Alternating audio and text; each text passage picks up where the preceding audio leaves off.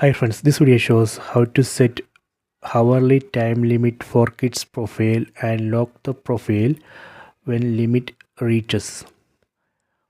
So right now I am inside the kids profile kit 1.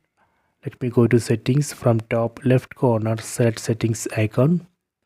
Enter Google PIN because this profile is locked. Let me unlock, then go down and select screen time. Here you can see daily limit. Let me enable it. Then we can select days. Let me select Monday to Friday. Select next.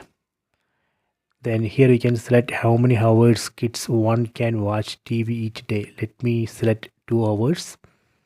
Then here you can see that created schedule Monday to Friday 2 hours. After these 2 hours every day, TV will automatically lock this profile. So you can try this. I hope you have enjoyed this video. Please subscribe this channel. Please like and share the video.